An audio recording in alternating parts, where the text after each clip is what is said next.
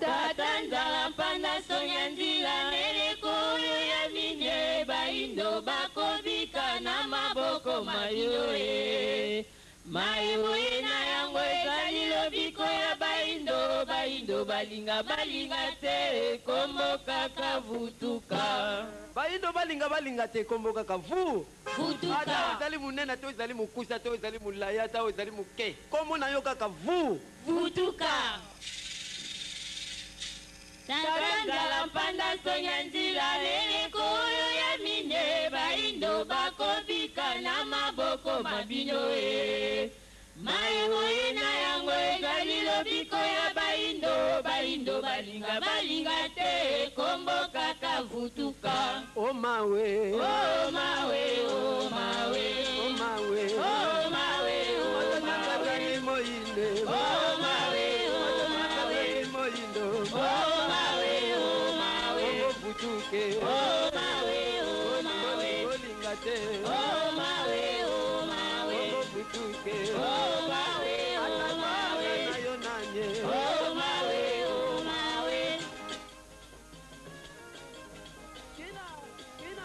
kina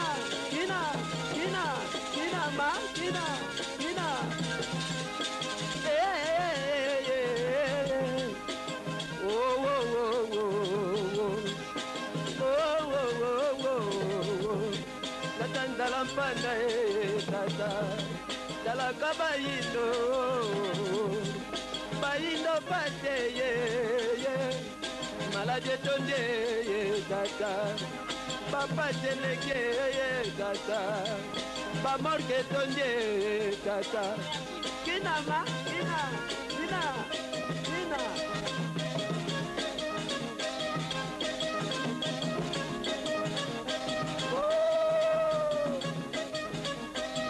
mawe oh mawe oh mawe oh mawe oh mawe oh mawe oh mawe oh mawe oh mawe Tatanzala mpanda sonya nzila nelekolo ya mine baindo bakobika na maboko babino ye mayoye na yango ezali lobiko ya baindo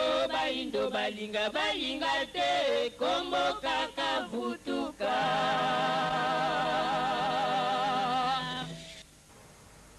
Matondo baleko balandi baindo bola mukatotondi bino botondi pote na ngonga oyo toyebi ete bosibo belemi libosoli ya bitambi bike bya bino po ya bolandi bongo émission na bino baindo bola muka nde bongo lelo lokola boyi momesanu tozali na yemei papa nkusu kiambu zala panda na ngola liyebo mokitani mwafumu kibangu ye amesana bongo kolesa bino bile bya molimo na ntina te baindo boko kakola muka engami nkusu losaka elakanza komba engambi kusu baindo babiangi lisusu papa lobola lo ilondo croyant africain motete indika mobeti lokole pona baindo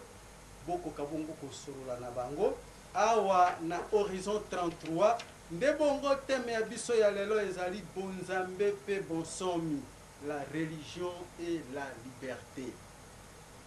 na bongo mfumu motuna mwa biso mwa liboso opokwa ya lelo mundele ayei na biyamba bya ye balobi ete biso toyebaka nzambe te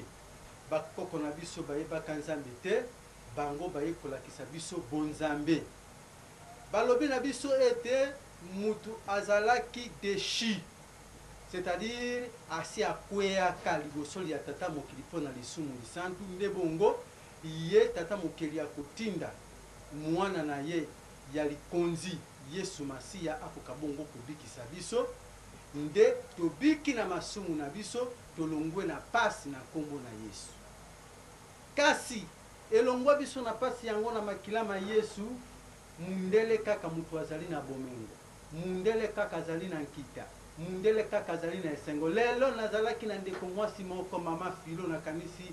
mbote bisika bino bozwami 20 ans na poto ayebisi ngai ndeko lobola lelo no croyant africain so kovandi na poto okomona ke mundele ya solo tokokani te mundele ezali très loin biso pour que tobonga selon discours na ye ayebisi nga esengeli yesu masiya azonga mbala ya ibale. Alors nayebisi mama Filo azonga mbala ya ibale pour kabongisa biso donc ya liboso sikoyo tobongela te mpo na nini donc motuna mona ya mama Mombesoko Filo ngai nakanaki natuna bino yesu azonga mbala ya mibale pour que biso tozwa libération alors que na poto basi bazwa libération depuis ayaka mbala ya liboso différence wana ya biso na mindele matondo mingi ndeko na biso lobola lo ilondo croyant africain mopeti ndika mobeti lokole bonsomi pe religion masolo mabino na mama na biso autaki poto ete yezu aya lisusu ya mbala ya mibale po kimia ekoka koya pe epai na biso bayimbo nakosepela mingi soki yezu akoya mbala mibale ndenge mama asuye te alors ntango wana akoya epai na biso na afrique po soki ntango ayaki mbala liboso ayelaki na ngambo na bango yango wana bénédiction eza epai na bango donc soki akozonga mbala mibale ekozala esengo mingi aya awa na afrique mais soki aye na afrique alors alata susu poso pembe te alata poso ya moyindo mpo azala na sentiment ya kolinga bayindo mingi alors nakobanda soki alati sentiment oyo wana ya kolinga bayindo mingi ekozala esengo mingi mpona biso bayindo kasi nini aloba eloko moko ntango ndeko na biso lobola lo ilondo aza koloba alobi l'homme déchi donc moto oyo abwakami moto oyo abebisi nde batindi yezu mpo arécupere l'homme déchi. Ok, nalingi sikoyo nga na bino balandi tobanda mokili yango na esika wana l'homme déchi Adam Ève na bana na ye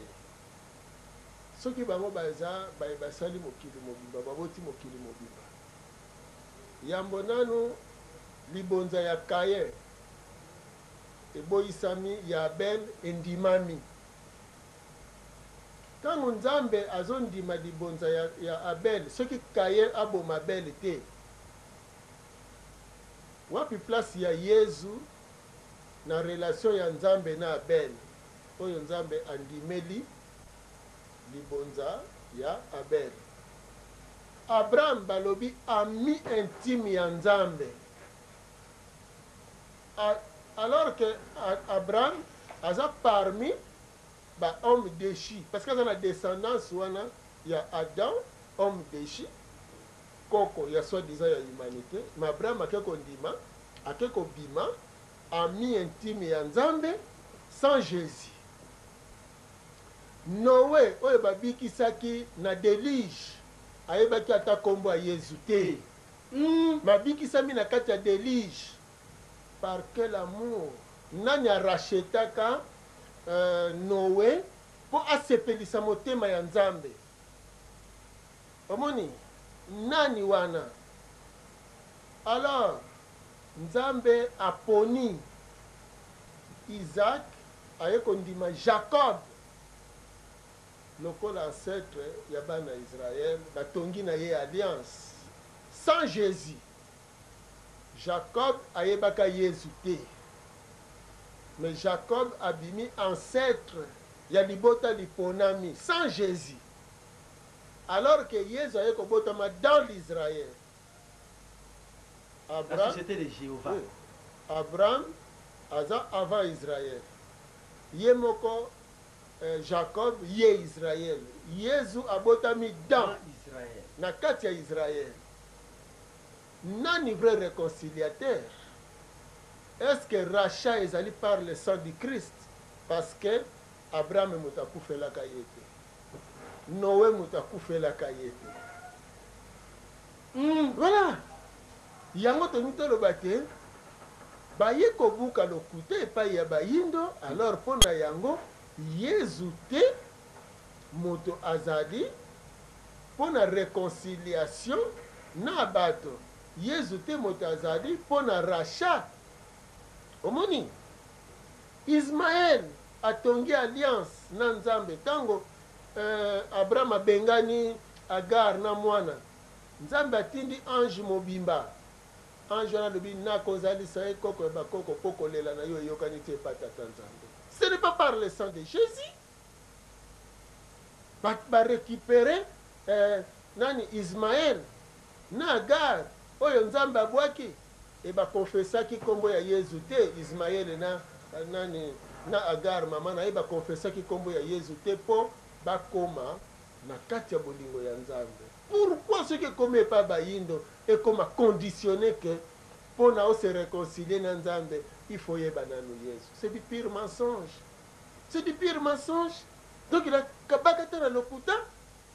yango wana ezosala ke balingaki bayindo bazala ba fanatique aveugle ya mindele yango baye balobi ke non bondimela Yesu comme votre grand frère, comme l'unique fils de Dieu, pour bozala ba fanatique ya mindele.